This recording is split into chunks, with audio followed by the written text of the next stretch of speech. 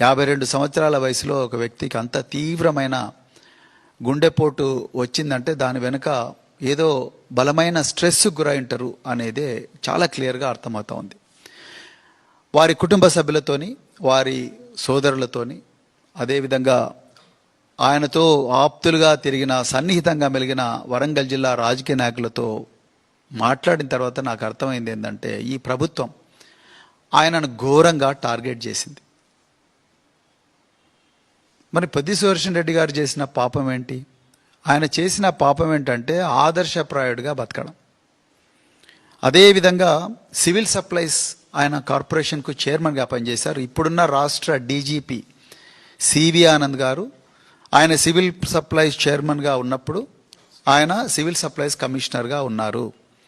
Civil supplies డిపార్ట్మెంట్లో ఏ విధంగా వేల కోట్ల రూపాయల కుంభకోణాలు జరుగుతాయని తెలుసుకొని ఆ కుంభకోణాల, ఆ సివిల్ సప్లైస్లో ఉండే ఏదైతే బియ్యము అవన్నీ కూడా రాబందుల పాలు, పందికొక్కుల పాలు కాకూడదు, వేల కోట్ల రూపాయల కుంభకోణాలు జరుగుతూ ఉన్నాయి, అది మిల్లర్ల రూపంలో కావచ్చు, ఇంకా రకరకాల వ్యక్తుల రూపంలో జరుగుతూ ఉన్నాయని చెప్పి వాటన్నిటినీ కూడా అరికట్టడానికి ఒక అద్భుతమైన ప్లాను ఆనాటి తెలంగాణ తొలి ముఖ్యమంత్రి కేసీఆర్ గారికి ఇచ్చిన ఒక గొప్ప పోరాట యోధులు పెద్ది సుదర్శన్ రెడ్డి గారు.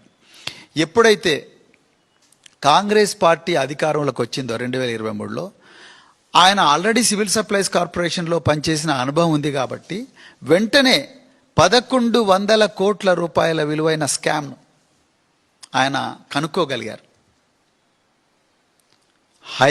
ఉన్నతాధికారులకు, డీజీపీకి లెటర్ పెట్టాడు, అదేవిధంగా ప్రభుత్వానికి ఓపెన్ లెటర్ రాశారు. అదేవిధంగా ఈ తెలంగాణ భవన్ నుంచి కూడా మీడియా ద్వారా ప్రజలందరికీ కూడా ఈ స్కామ్ ఏ విధంగా జరిగిందో వివరించారు. తర్వాత ఎన్ఫోర్స్మెంట్ డైరెక్టరేట్ కూడా కంప్లైంట్ చేశారు. తర్వాత హైకోర్టులో కూడా పబ్లిక్ ఇంట్రెస్ట్ లిటిగేషన్ వేశారు. సుప్రీంకోర్టులో కూడా ఈ కేసు నడుస్తుంది. 1100 కోట్ల రూపాయల తెలంగాణ ఆస్తిని కాంగ్రెసు నాయకులు పందికొక్కుల్లాగా దోచుకున్నారు. 1 కిలో బియ్యం కూడా ఒక మిల్లు నుండి గోడౌన్కు రాకుండానే, ఒక మిల్లు నుండి ఇంకొక మిల్లుకు పోకుండానే 1100 కోట్ల రూపాయలు ఒక్కటే దెబ్బన కాంగ్రెస్ నాయకులు వాళ్ళ జోబుల్లో వేసుకున్నారు అనే ఒక ఒళ్ళు గగురు పొడిచే సత్యాన్ని పెద్ది సుదర్శన్ రెడ్డి గారు బయటపెట్టారు. ఇది మొదటి విషయం. ఇక రెండో విషయం, స్కూల్ ఎడ్యుకేషన్ డిపార్ట్మెంట్లో 17,000 రూపాయల విలువైన బంకర్ బెడ్ను 33,000 రూపాయలకు కొని తద్వారా వచ్చిన 100 కోట్ల రూపాయలను కాంగ్రెస్ నాయకులు బడా కాంట్రాక్టర్ల ద్వారా వాళ్ళ జోబుల్లో వేసుకొని వాటిని మూటల్లోకి పెట్టి మూటలను ఢిల్లీకి తరలిస్తున్నారు అన్న విషయం మీద కూడా వారు వీరోచితంగా పోరాడారు. ఇంకా రకరకాల కుంభకోణాల మీద పోరాడేవారు. ఆయనకు రకరకాల సమాచారాలు వస్తున్నవి. మాతో కూడా చాలాసార్లు ఈ కుంభకోణాల మీద ఆయన చేస్తున్న పోరాటం గురించి పంచుకున్నారు.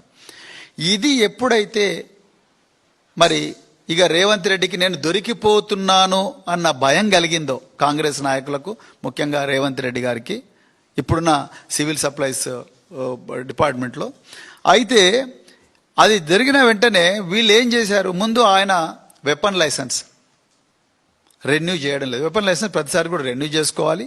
ఆ రెన్యువల్ ప్రాసెస్ ఏదైతుందో దాన్ని ఆపేశారు. దానికన్నా ముందు ఇంత క్రూరంగా